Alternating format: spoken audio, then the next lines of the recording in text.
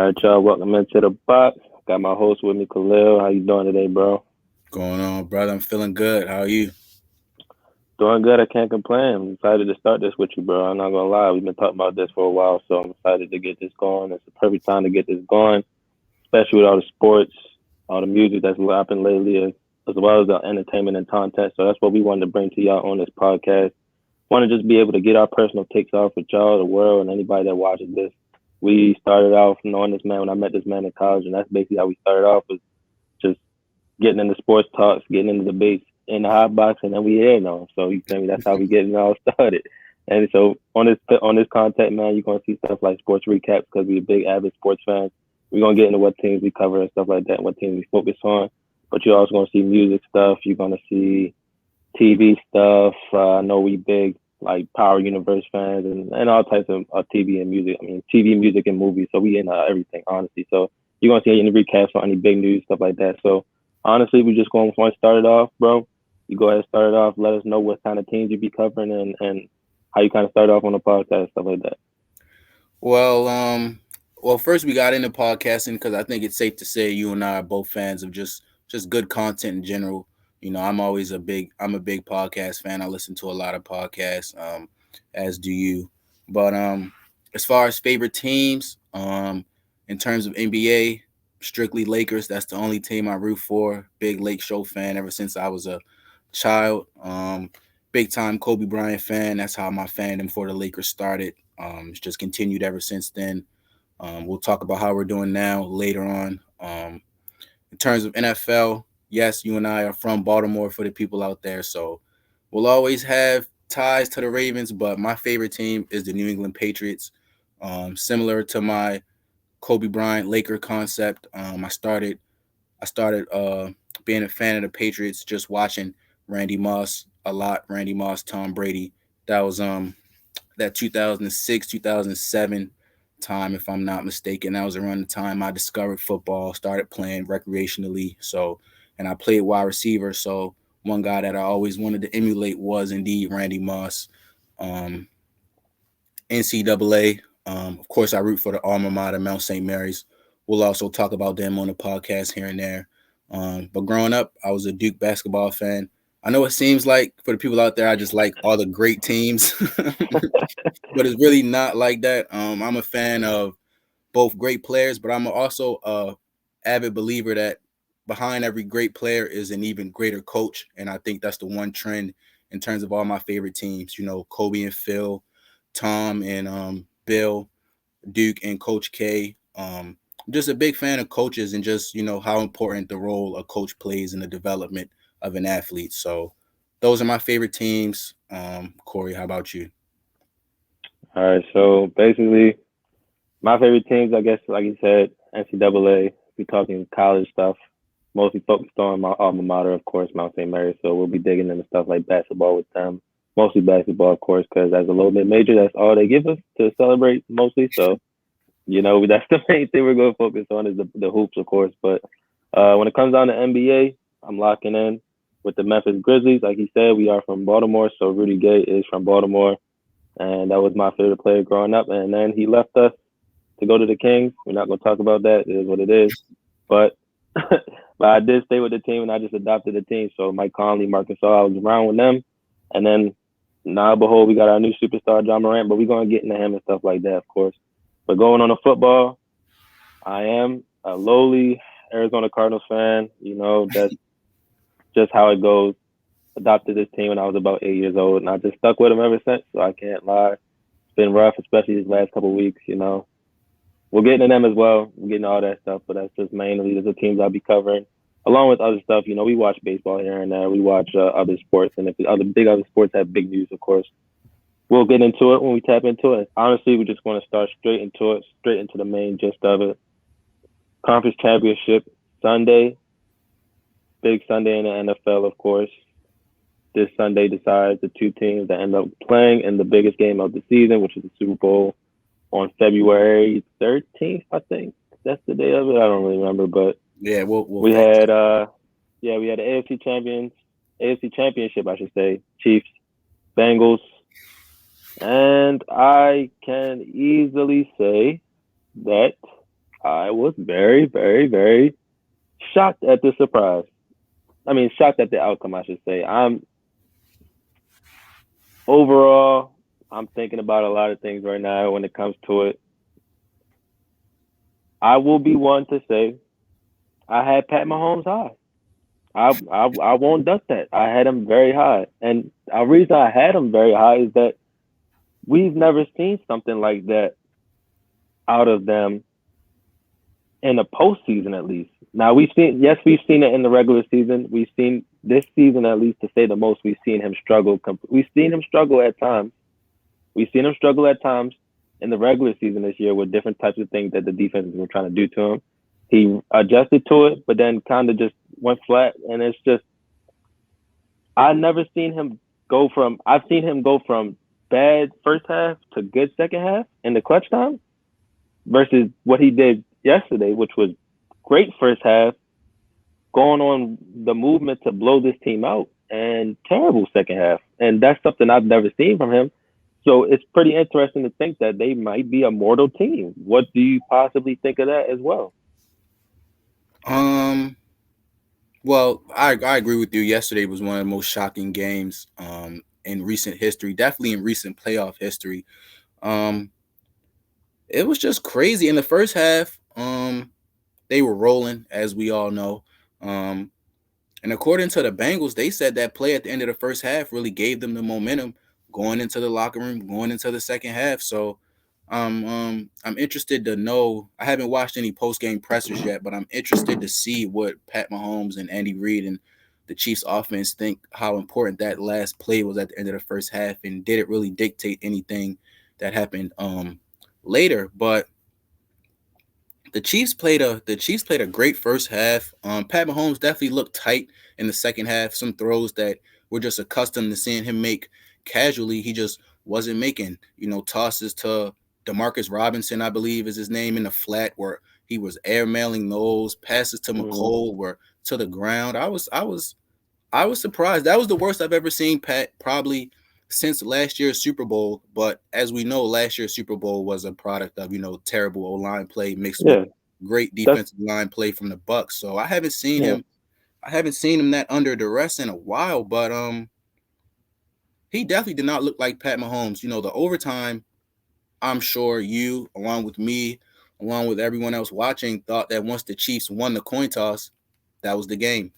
So I was extremely surprised to see him not only just throw that interception, but look out of sync with the offense before that pick and just going into that second half and going into that fourth quarter as a whole. But I still think the Chiefs, despite losing, I still think the Chiefs will be the team to beat in the AFC next year.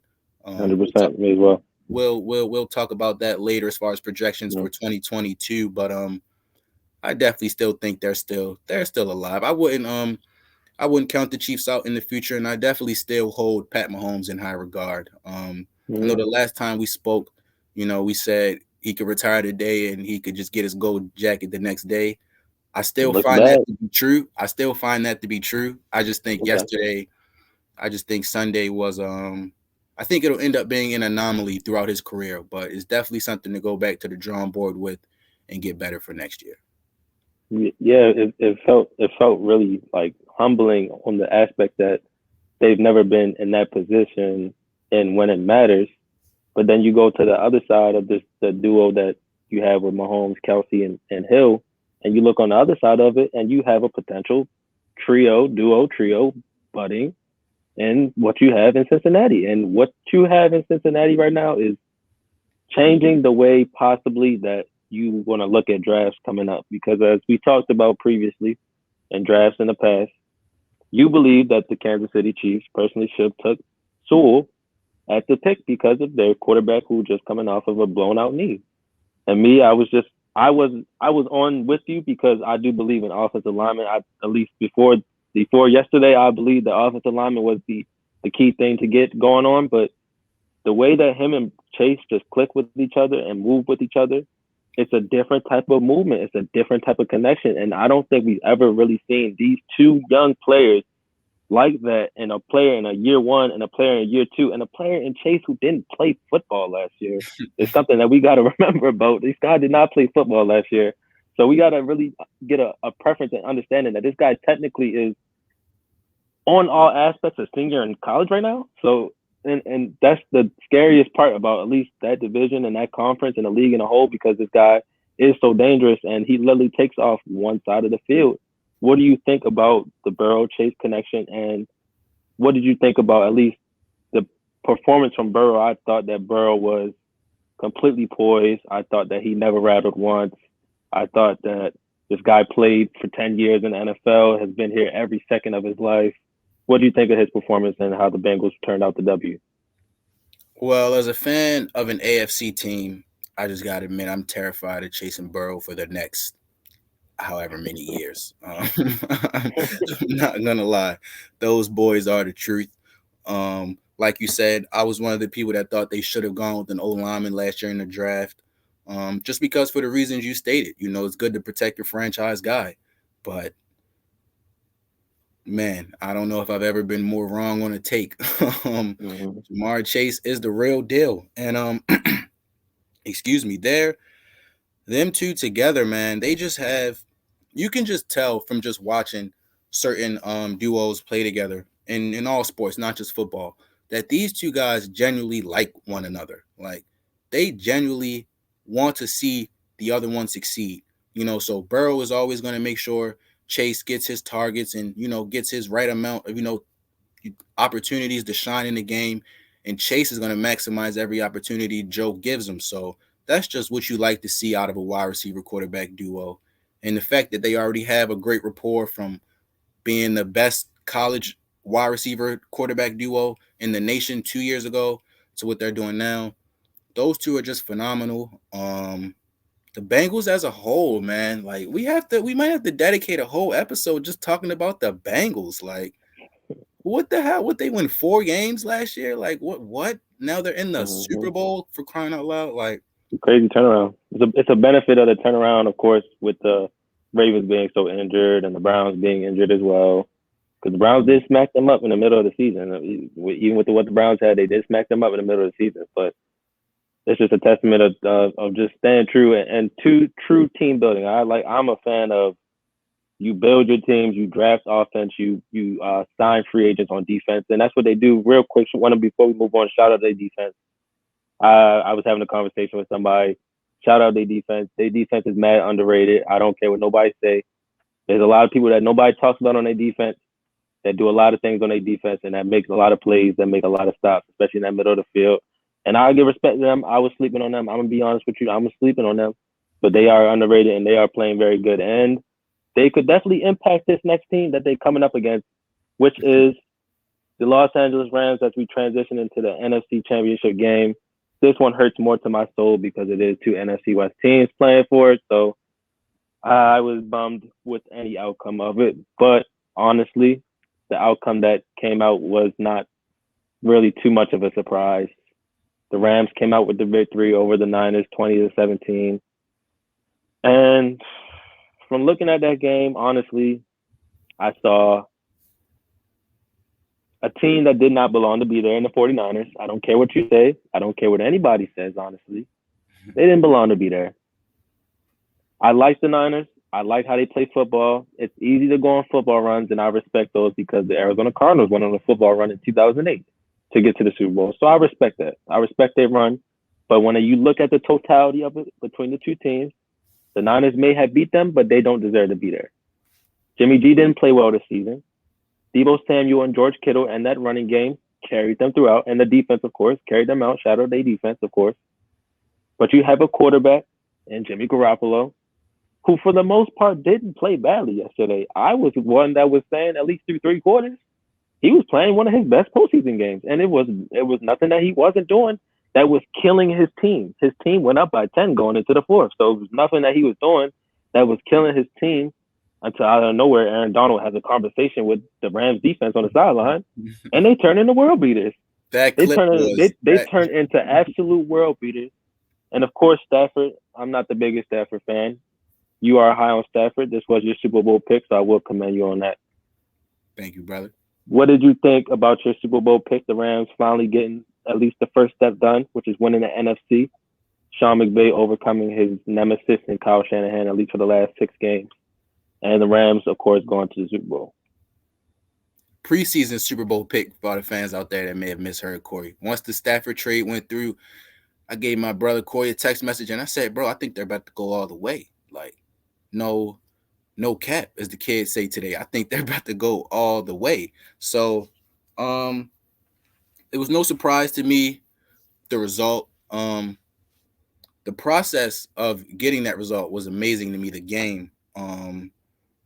I thought part of me was ready to say, wow, Jimmy G has done it again. he has led a team, not led a team, but he has just been able to ride along on a great train going to the Super Bowl. Like, he is a product of, like you said, great teammates around him, great play calling, and just great situational football.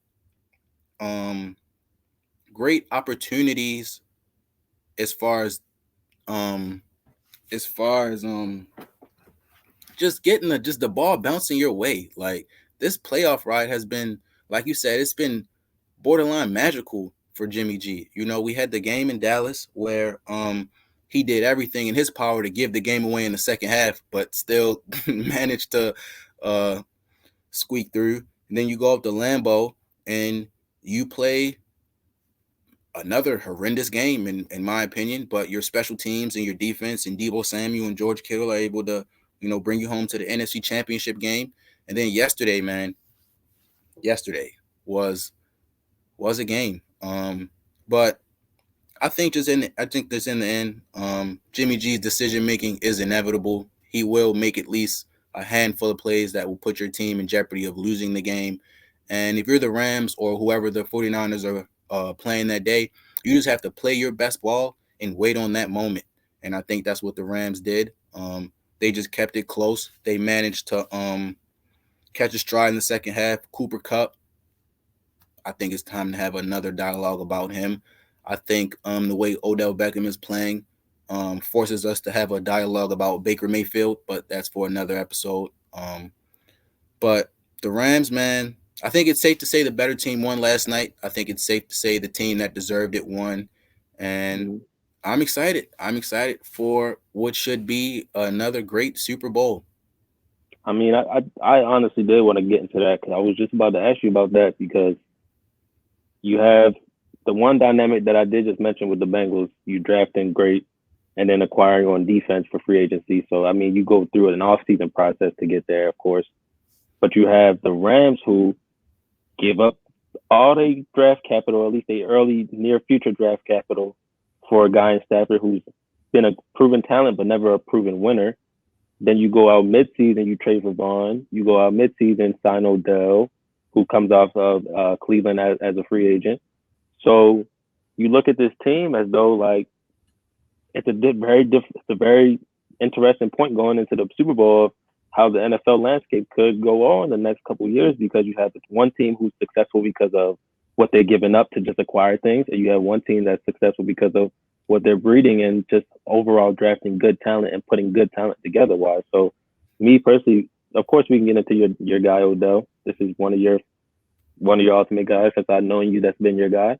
No matter what he's run, I've said sometimes he's been a bad person for a team, but obviously I know the talent that he is, of course, and what he can do on the field. But what did you think of giving your guy getting his first chance to play in a Super Bowl? What do you think of him winning the NFC Championship? Something people said he could never do on his team could never do. What do you think about him? And of course, we'll get into Cooper Kupp in a second, but yeah, go ahead. Man, it's been a long fight, man. It's been a long road defending Odell Beckham. It's been a journey, and I think what people need to see is his immediate post-game interview with Josina Anderson yesterday. I don't know if you've seen it. I meant to send it to you, but she asked him, how does it feel, to go through everything you went through in Cleveland, leaving the Giants, maybe not the best of ways. And then, of course, what happened with your dad and Baker Mayfield and all of that. How does it feel? And he just yelled into the microphone, I told you. And as an Odell Beckham fan, that was just so liberating because I've always been on front line trying to tell people this guy if we're talking just straight ability, I don't think there's 5 receivers in the NFL better than this man. Talking just straight ability to catch the football. Of course, there are other factors that go into being a elite wide receiver, like quarterback play, offensive line play, and amount of targets that you get per game. So those things went into the decline that Odell Beckham has gone on, for about the past, let's just say what, 2.5, 3 years. We're in 2022. Let's say 2018, 19 was his last electric full season. So it was just great to see him, play the way Odell fans have known he could always still play. It was amazing to see him play like that. 9 catches for $113. Didn't get in the end zone, but it's cool. We're saving that for the Super Bowl, of course.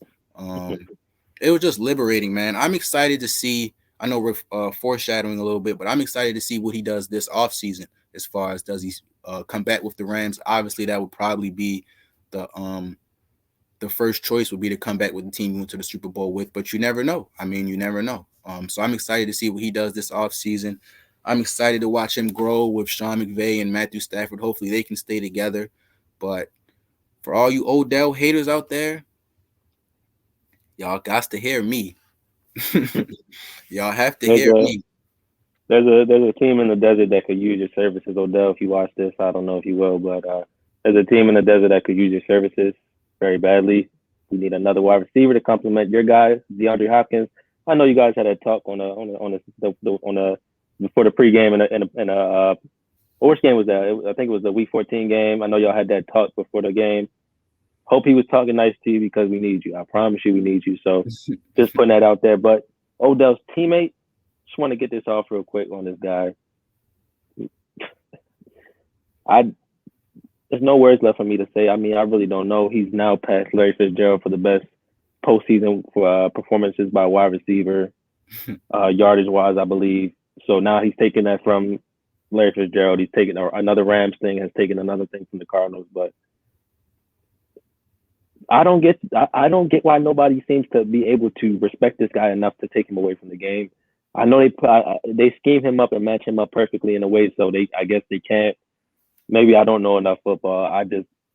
What do you think about Cooper Kupp? Of course, I honestly think if the MVP votes didn't count until the playoffs, he'd be down there probably 2, and then you drop Aaron Rodgers maybe to 3, because maybe you could give Brady 1 and then Cooper Kupp 2, but this guy is. I don't know if it's maybe the closest thing that we could see to an MVP. What do you think about his performance, him coming up big for his team, and sealing the deal in that game? Is he the best receiver in the league?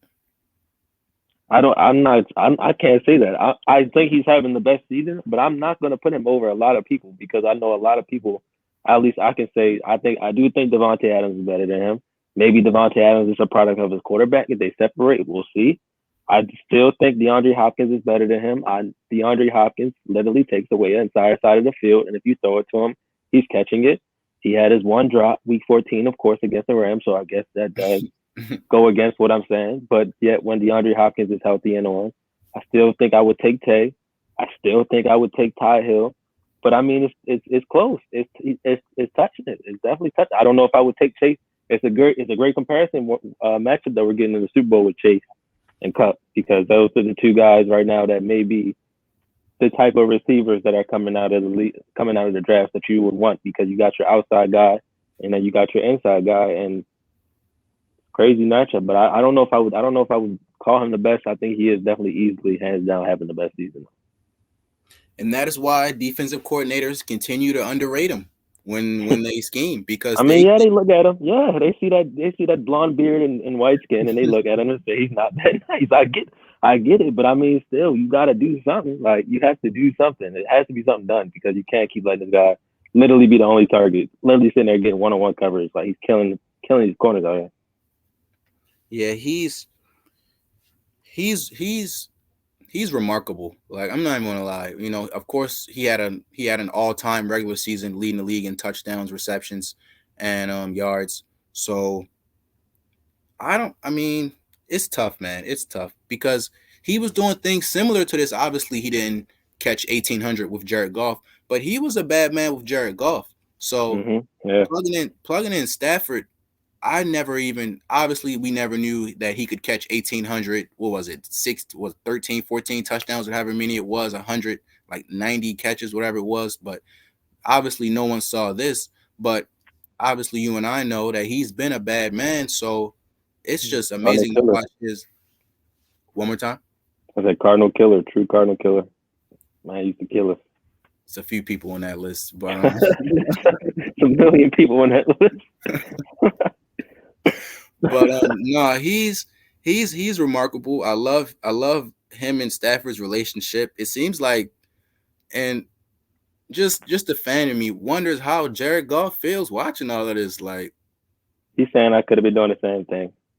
Coach ain't never opened it up for me. but Coach he ain't never was, opened. I mean, to be honest, his development got hindered because he did have Gurley back there toting that rock.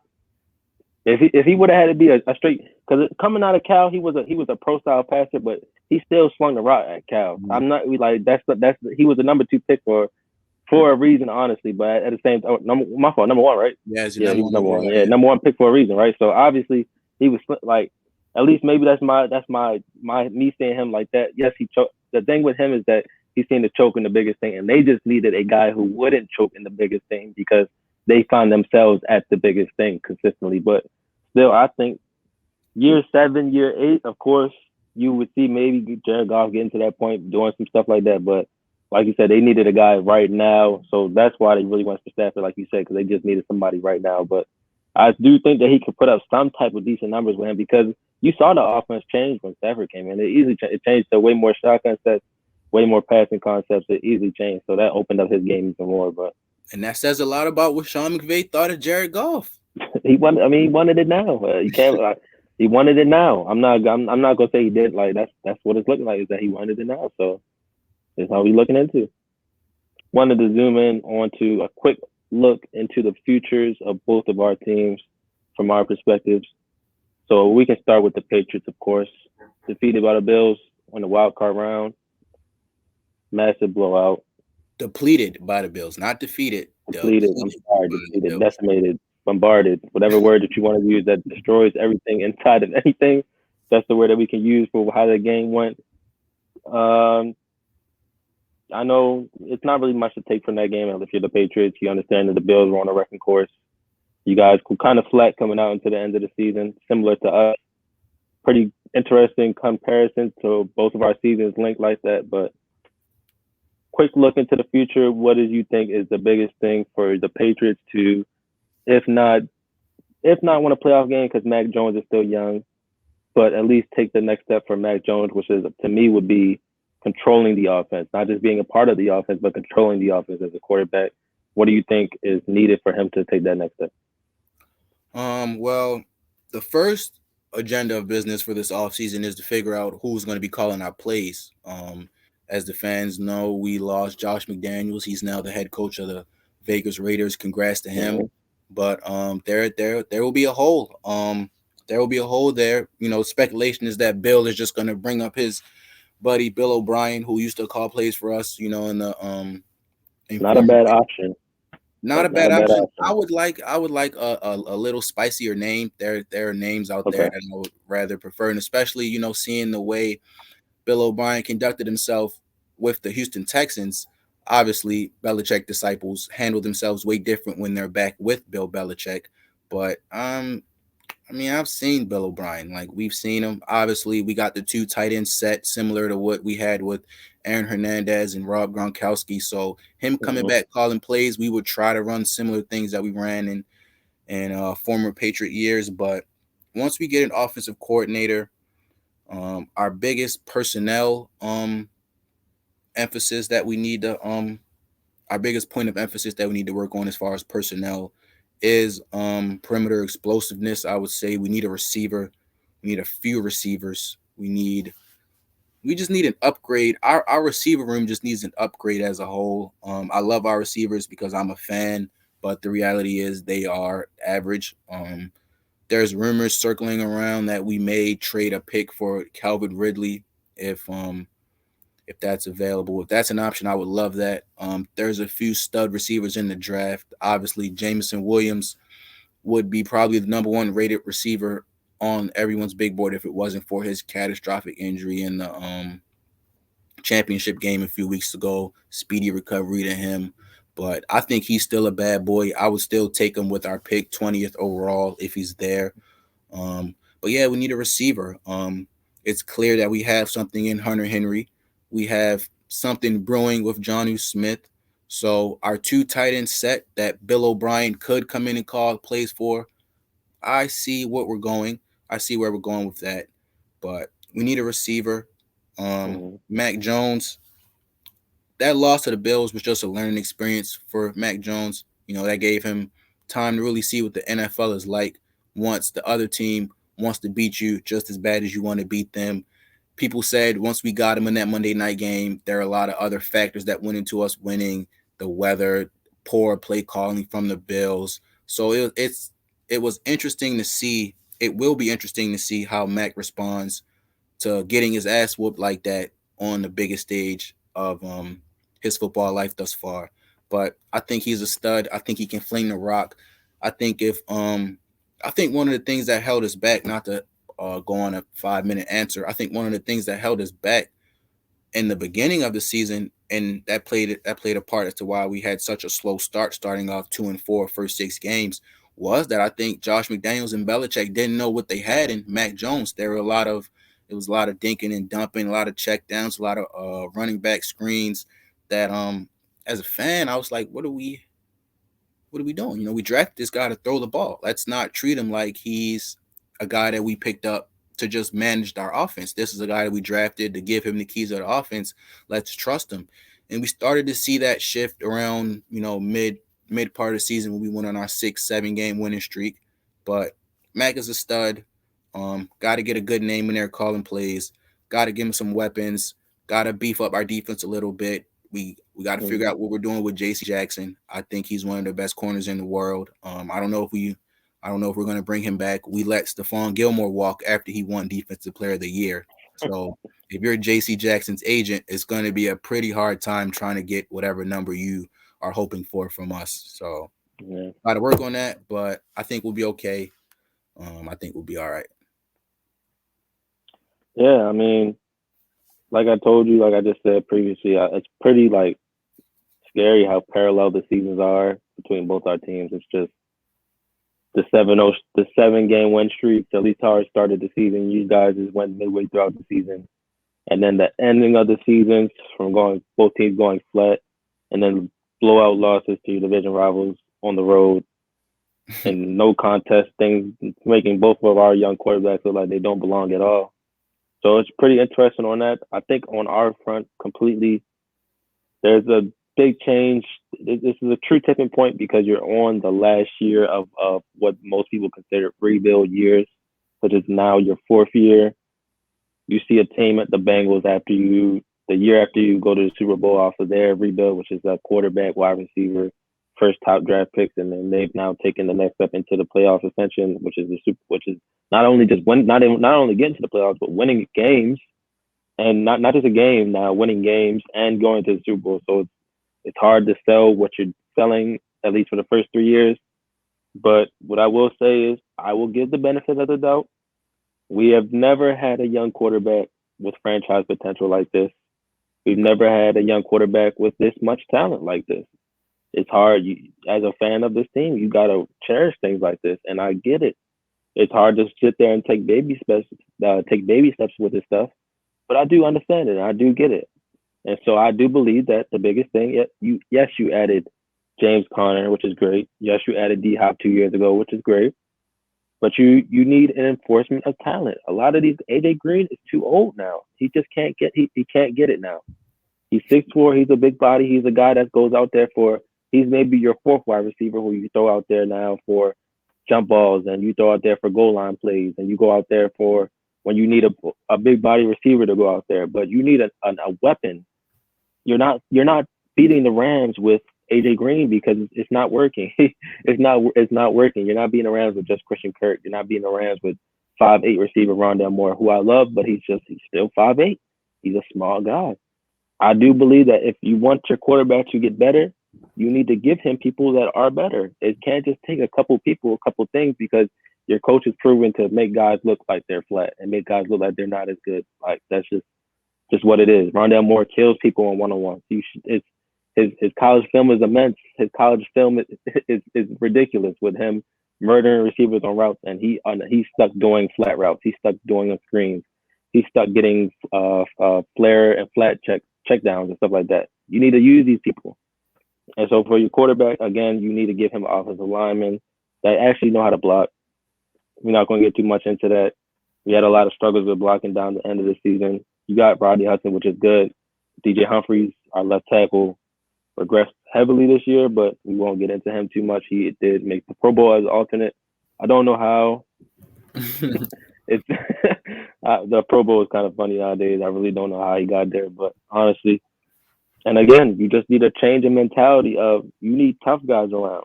This pretty boy stuff, it's not working. I know you wanted to be tough last year, and the toughness got you so far to 10 wins, but it drained the team. It sapped the team of anything that they had to go on a run at the end of the season because you pushed so hard to be fake tough early on, and that's what it got you.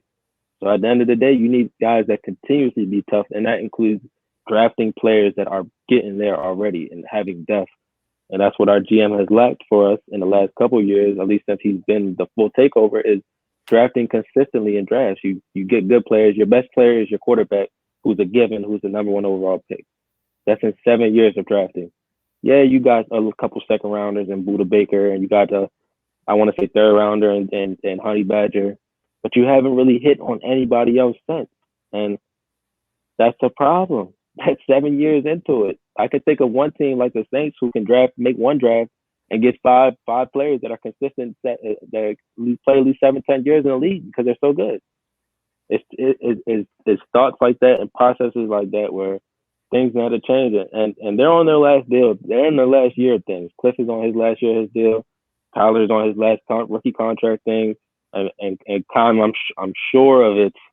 I'm sure of it. At least I hope that he's on his last string as well because things flame out and things fall out again. I don't see how these guys can stick around. I don't see how any fan base, at least anybody that at least lives there, would want to go to any of these games and buy season tickets and be a part of the team. So honestly, I believe that it starts with you have to add players for your quarterback because he is the team. He is the nucleus. He is us.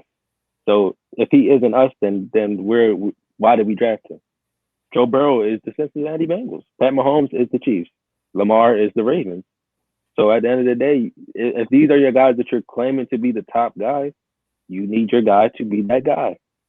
And clearly losing D-Hop hurt him, and he's not at the point yet where he can elevate his players.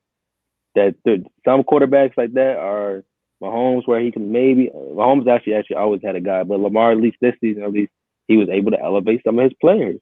Aaron Rodgers throughout his career. At least after he started, was able to elevate his players, especially when he got past the phase of a Jordy Nelson and with Greg Jennings and stuff like that. When those guys left, he was able to elevate guys. Like he's the one that really foundationally brought up Devontae Adams. Devontae Adams used to be a guy who could not catch. He used to be a guy who could not do anything, and now he's 1A receiver in the NFL. So honestly, you're looking at it as to the point where you need to add players that help your quarterback. And these guys need to be coming in drafts where they're cheap, at least for the first couple of years. And until that happens, it'll be a struggle for us. But I am happy that we have Kyler. I hope he stays around. I hope he doesn't go to baseball. I hope he doesn't think about that because he's getting hit so much. That's just what you honestly hope for. So honestly, we're looking into him, but it is what it is. So moving on to another sport that we follow increasingly, NBA talk. Couple of our teams. I guess we could start with the Lakers. You guys are in a pretty precarious situation right now.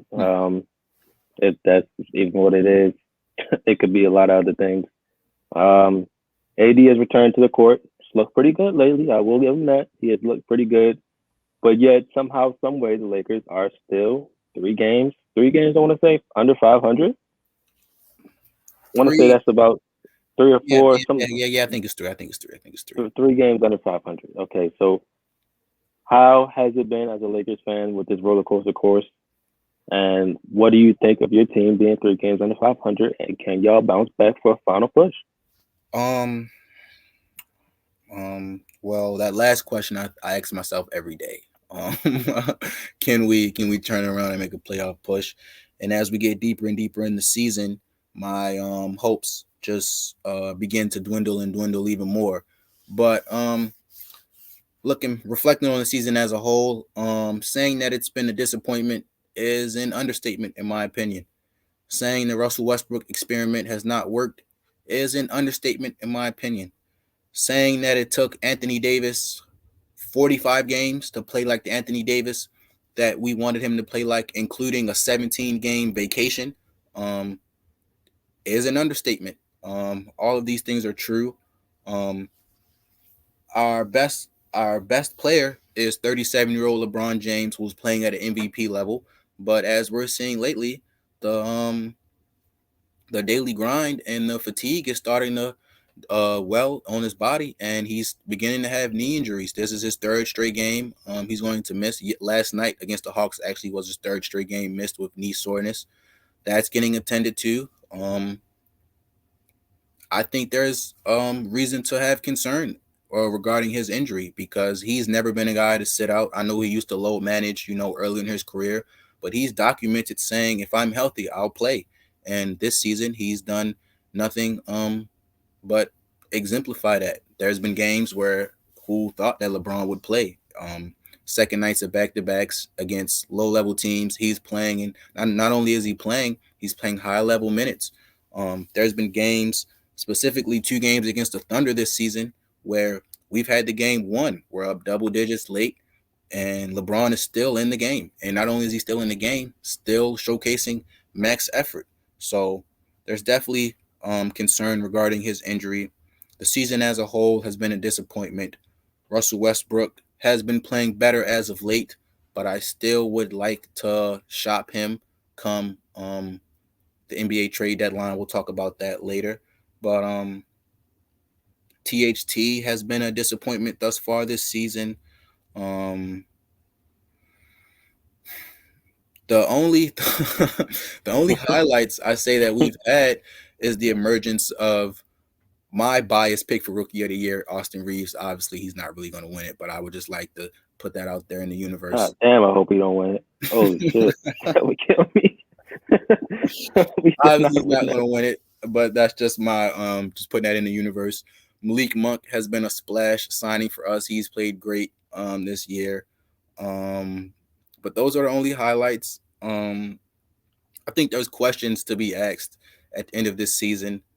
One, um, Rob Pelinka, our GM, great GM. I actually am a fan of him. He was Kobe Bryant's agent throughout his career. That's how he got walked into the life of being, working an NBA executive position. According to him and all reports regarding our team last summer, he heavily involved Anthony Davis and LeBron James in our process of recruitment and signing players and bringing in talent. I've always been documented saying that GMs and front office for teams should listen to their players, but you also have to be the GM at the end of the day, and you also have to make your own decisions to represent the team as a whole.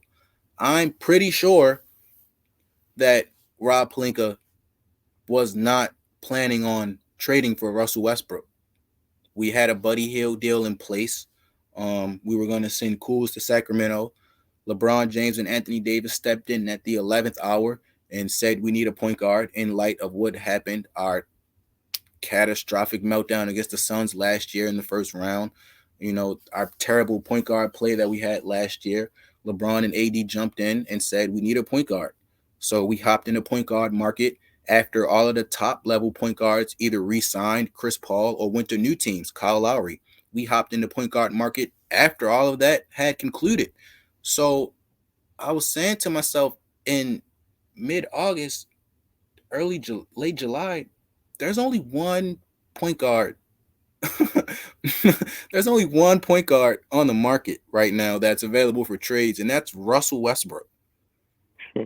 I hope that the rumors, this is me speaking in the time of last summer, last offseason. I hope that the reports from Dave McManaman and Woj are false, that we are really considering bringing this man on the team.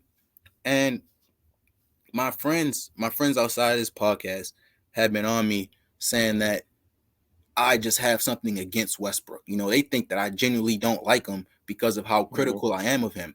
No, I want to make that clear. I have nothing against Russell Westbrook as a person, but I believe as a basketball player, he makes it 10 times harder to win the game because there are things that are just impossible to overcome with him running your offense.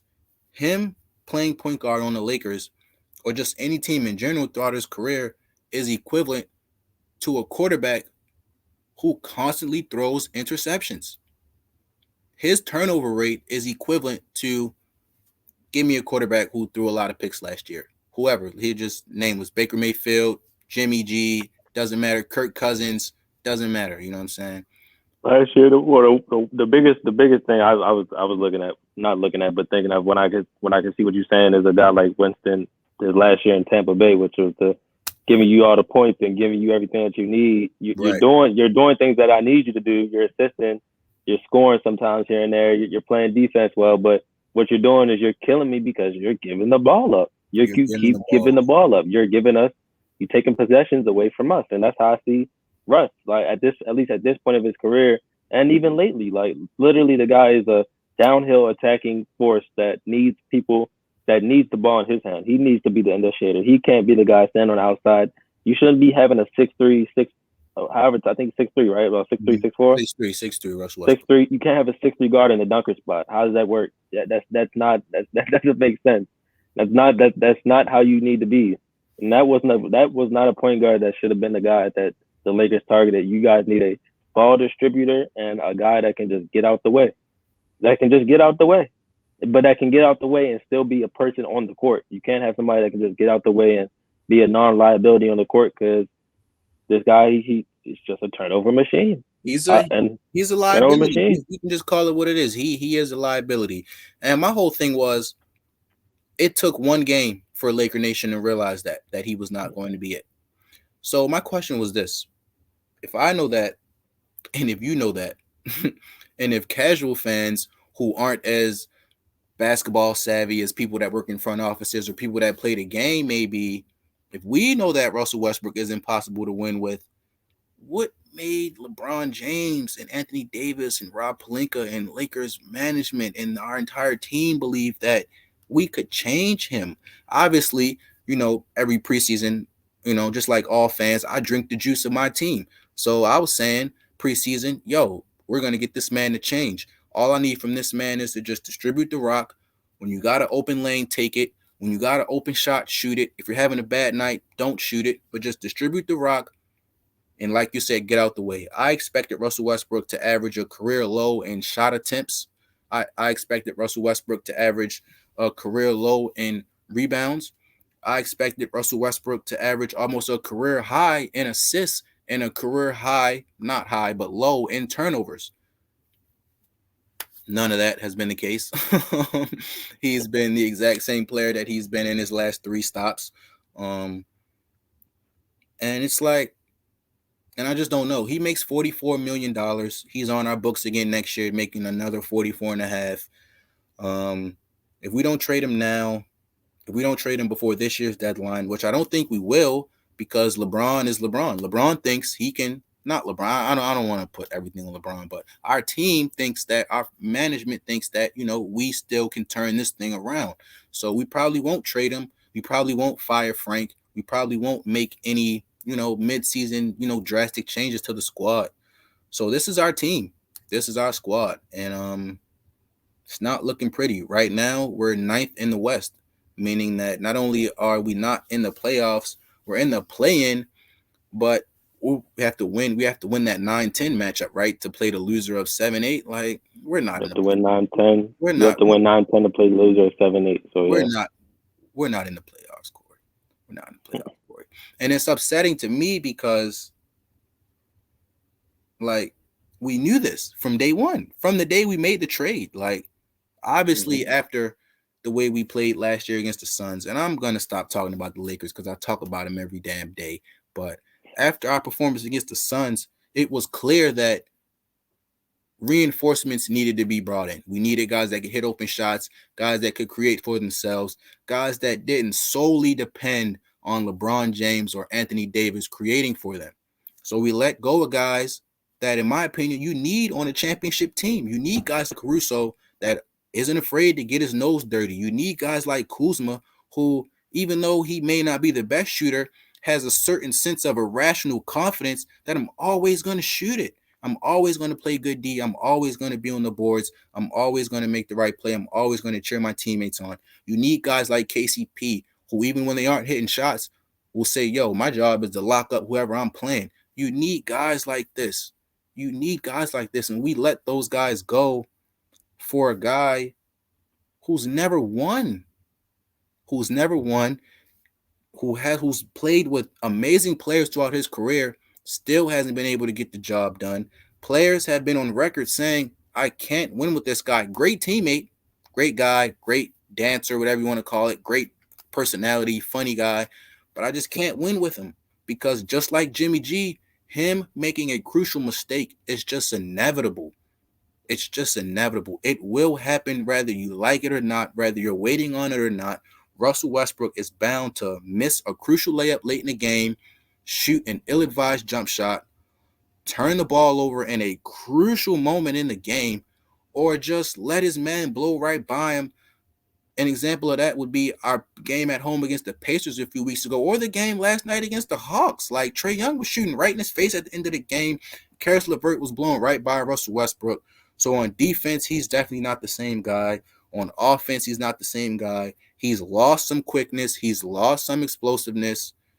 And it just so happens that the world is getting a chance to see it because he's in a Lakers uniform. So it's sad. It's sad. I hope we can move him. I don't think we will. But if I have to go into playoffs with him, then I already will know our fate going in. And that's just a sad reality, but it is the reality.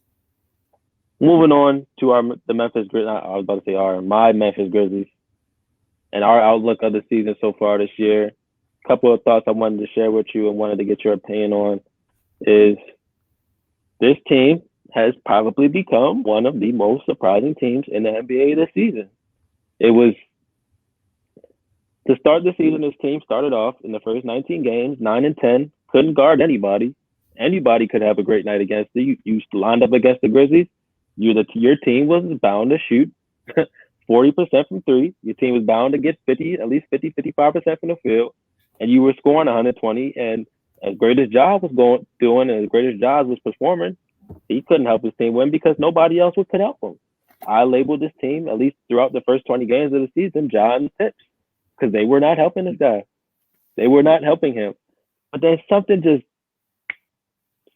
clicked on. Like, something literally just flipped for everything that was going on. And maybe it was the Ja injury. Maybe it was having to fight for their own at that point.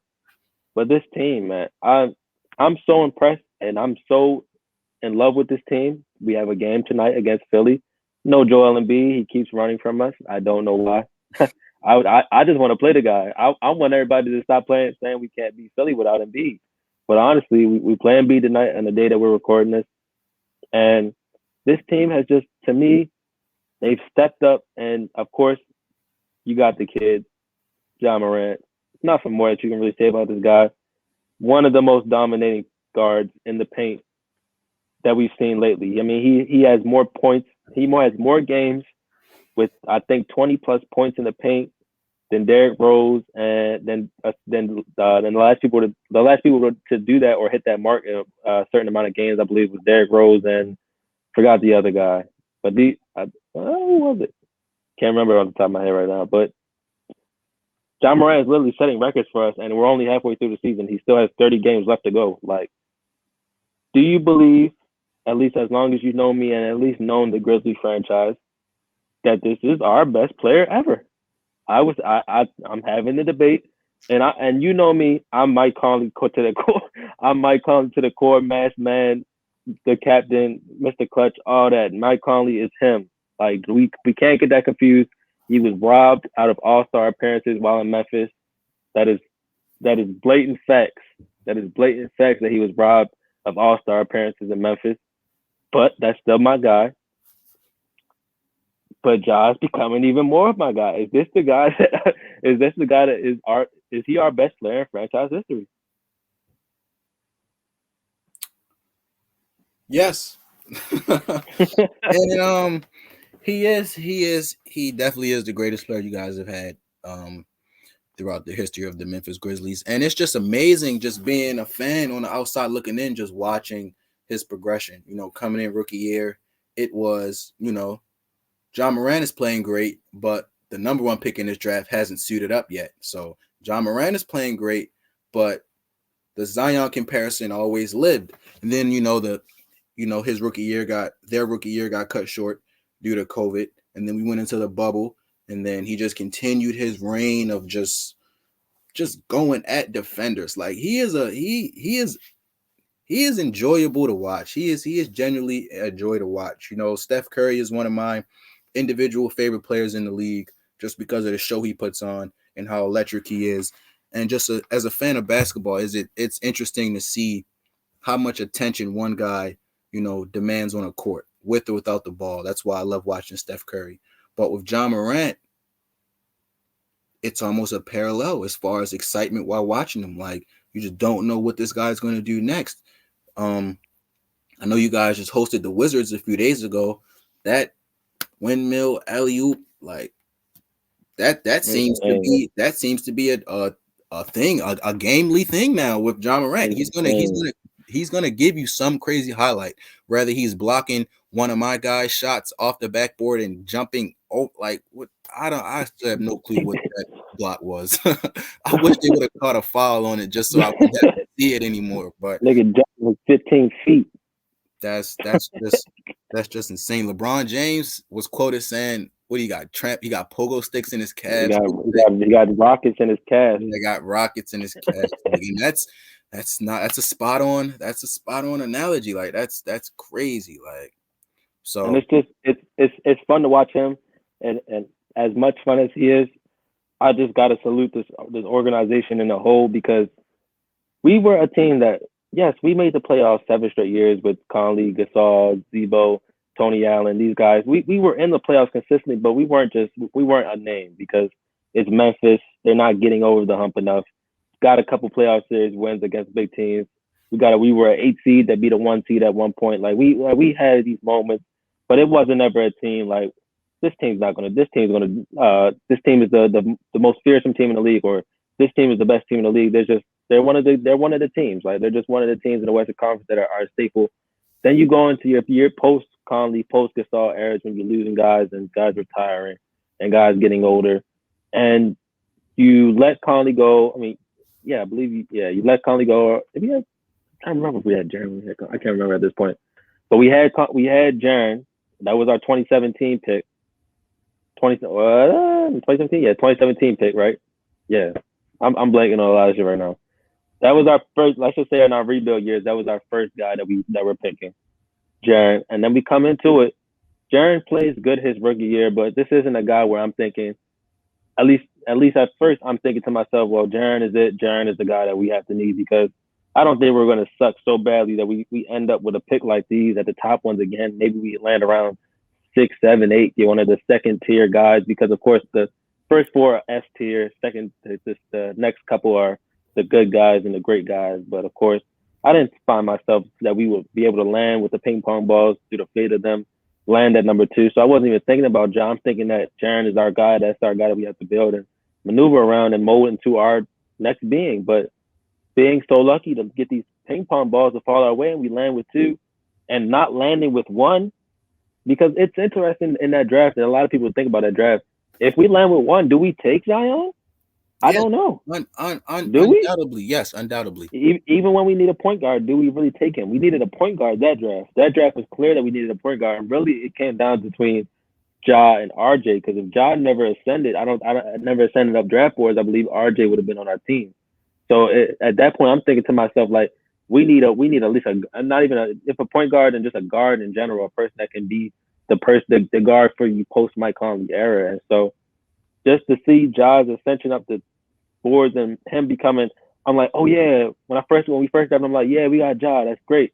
Hopefully he becomes something, because This guy's known for dunking crazy, and he's an athletic freak, and he can get to the rim at will. But at the end of the day, like, we know where the game's gone. If he can't shoot, then what the fuck is he gonna be? I mean, he can't really be much. So at the end of the day, like, we're looking at him, and I'm saying to myself, well, if he can ever do anything, or if he can ever maybe develop a jump shot, or if he can be as any good as any of a player, or just a leader, or be a consistent player, then I'll take that.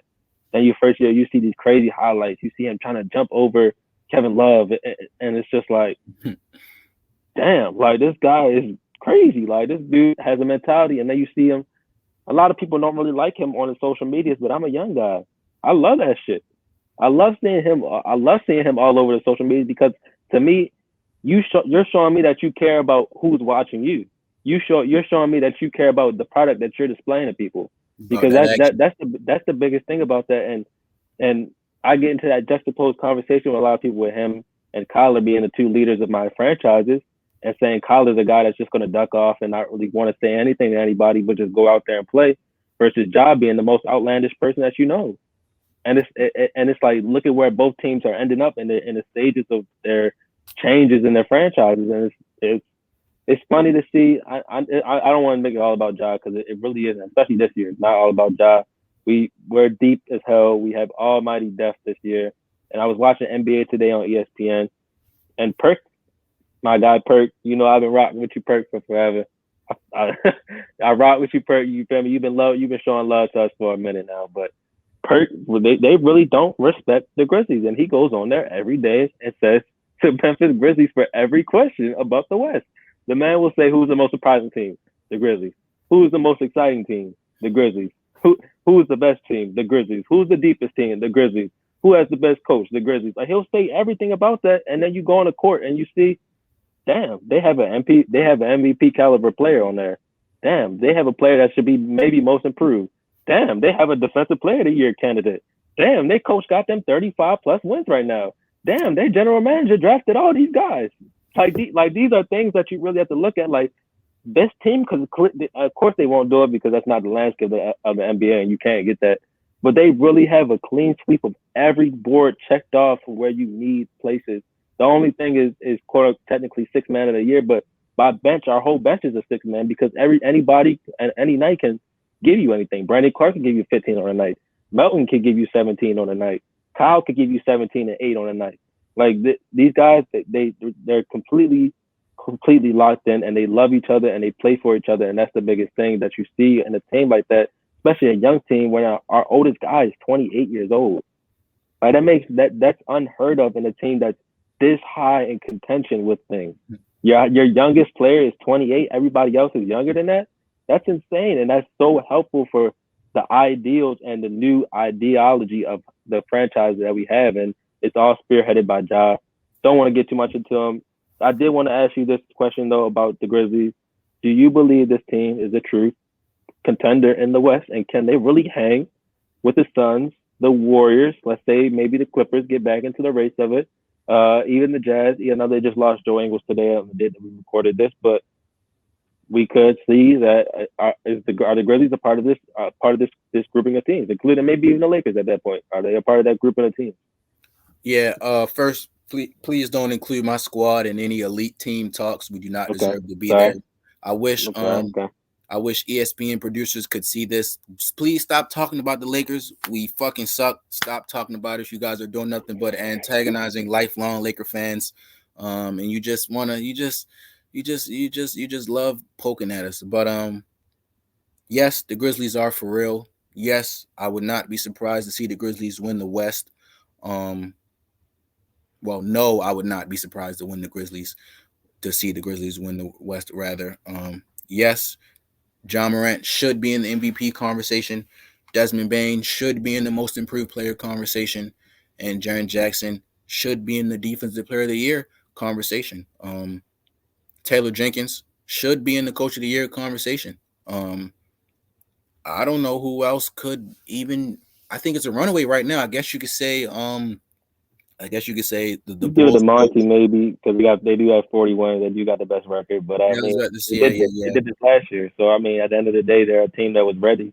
They're just going through the motion of the regular season again. So to me, the clear cut coach of the year right now, easily. If you want to sneak in a guy like Billy Donovan, maybe that's his, from the Bulls. That's his maybe name. maybe JB Bickerstaff as well on the Cavs. You can sneak those guys in, but Doc Rivers. Maybe they have an MVP caliber player on their team, so it is hard. Another guy. It's open still, of course, but I do think I feel you. Taylor Jenkins should easily be in the top 2 or 3. The way he commands the guys, and also his coaching staff on his own. The guys that he has on his coaching staff coached us during that 11-game run. It wasn't just Taylor. It was our assistant coaches and backup coaches that were guiding us through that 11-game win streak. So his coaching staff and his choice of coaching staff, I should say, is excellent as well. And so ultimately, that's going to be it for this episode of Hot Box Talk with Corey and Khalil. Good episode. Glad we was able to start this off. Rock out with you guys. Let us know if you want to see anything from us personally or any topics that we go into. Like I said, we'll be deep with this podcast, be into a lot of stuff. Like I said, mainly sports, mainly some entertainment, music. But we want to know what else you guys want to listen to and want to hear from us, because we do have a lot of opinions and a lot of opinions shared that we've shared in the hot box that we'd like to give to y'all as well. So, gonna see y'all on the next episode. Anything you want to say to the people, brother? Man, just stay safe. Stay safe. Stay alert. Go Lakers. Go Grizzlies. Go Patriots. Go Cardinals. And Rams -4 for the Super Bowl. I like that bet. I like that spread to be protected. I like the Rams to win. But we'll talk bets and spreads and projections later. But yeah, good episode. All right, so y'all, peace.